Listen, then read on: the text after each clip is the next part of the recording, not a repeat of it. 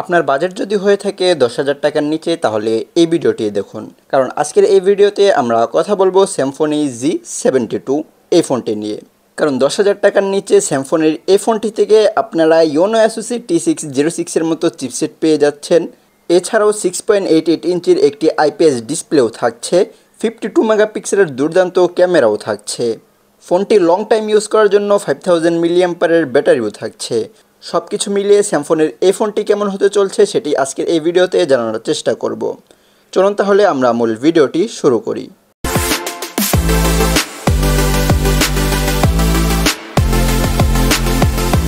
প্রথমেই চলুন ফোনটির লুকস অ্যান্ড ডিজাইন নিয়ে কথা বলি। ফোনটির ব্যাক সাইড থেকে যদি দেখেন তাহলে কিন্তু কোনোভাবেই মনে হবে না যে এটি মাত্র 10,000 টাকার কমের একটি ফোন, কারণ ব্যাক সাইডের লুকসটা কিন্তু খুবই অসাধারণ করা হয়েছে। ফোনটির ব্যাক সাইড এবং ফ্রেমে প্লাস্টিক ব্যবহার করা হয়েছে, আর ব্যাক সাইডে যে ক্যামেরা বাম্প সেটা কিছুটা আইফোনের মতো করা হয়েছে। আর যে ডান পাশের ফ্রেম রয়েছে সেখানে পাওয়ার বাটন থাকছে, পাওয়ার বাটনেই কিন্তু ফিঙ্গারপ্রিন্ট সেন্সরটা থাকছে, আর পাওয়ার বাটনের উপরেই থাকছে ভলিউম লকার। উপরের দিকে তাকালে আপনারা 3.5mm এর হেডফোন জ্যাক পেয়ে যাবেন, একটি নয়েজ ডিরেকশন মাইকও পেয়ে যাবেন। আর নিচের দিকে তাকালে একটি মাইক্রোফোন, টাইপ সি পোর্ট এবং স্পিকার দেখতে পাবেন। আর যদি ফোনটির ডিসপ্লের দিকে তাকান তাহলে 6.88 ইঞ্চির আইপিএস ইনসেল এইচডি প্লাস একটি ডিসপ্লে দেখতে পাবেন। এই ডিসপ্লেতে 16 মিলিয়ন কালার সাপোর্ট করছে, তবে এই ডিসপ্লের পিক ব্রাইটনেসটা খুব একটা বেশি দেওয়া হয়নি।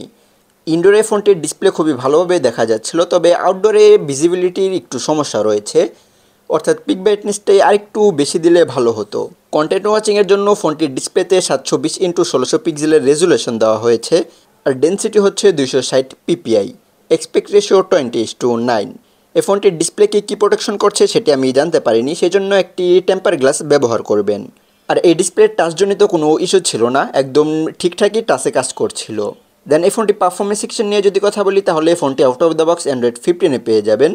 আর এই ফোনটিতে আদৌ কোনো আপডেট আসবে কিনা সেটিও জানতে পারিনি, হয়তো বা আসবে না, কারণ এত কম বাজেটের ফোনে খুব একটা আপডেট আসে না। এছাড়াও আমাদের দেশি ফোনগুলো কিন্তু খুব একটা আপডেট দিয়েও থাকে না। ফোনটি রান করার জন্য চিপসেট হিসেবে থাকছিল ইউনো অ্যাসোসি T606 এর একটি চিপসেট, যেটি 12 ন্যানোমিটারের আর্কিটেক্টে বিল্ড করা একটি চিপসেট।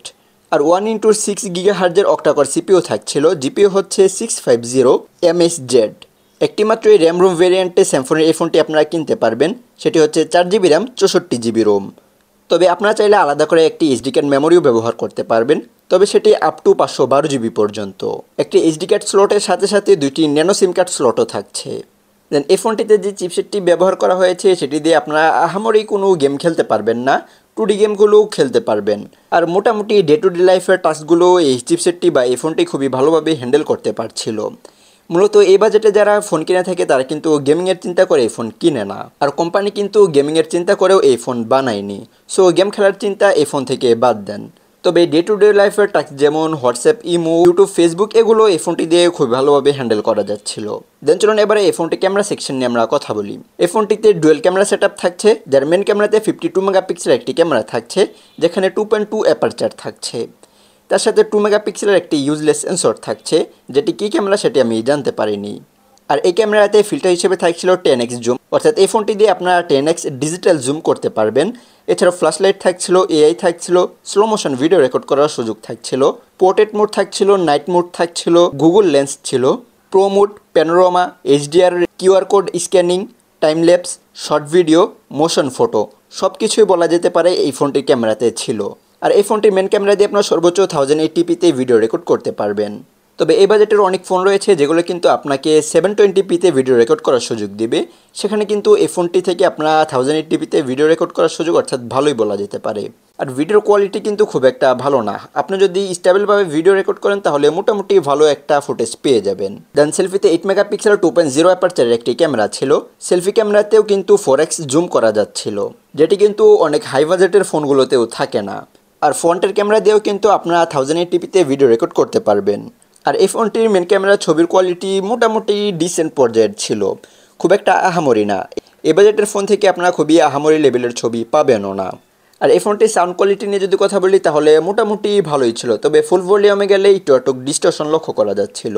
স্যামসংয়ের এই ফোনটিতে সিকিউরিটি সিস্টেম হিসেবে থাকছিল সাইড মাউন্টেন ফিঙ্গারপ্রিন্ট সেন্সর, যেটি মোটামুটি বেশ ভালোভাবেই কাজ করছিল। আর এত কিছু রান করার জন্য এই ফোনটিতে 5000 মিলিঅ্যাম্পারের একটি ব্যাটারি থাকছিল, এই ব্যাটারিটিকে চার্জ করার জন্য 10 ওয়াটের একটি চার্জার থাকছিল। তো এই ছিল আজকের এই ভিডিও, কার কাছে কেমন লাগলো চাইলে কমেন্ট বক্সে জানিয়ে দিতে পারেন।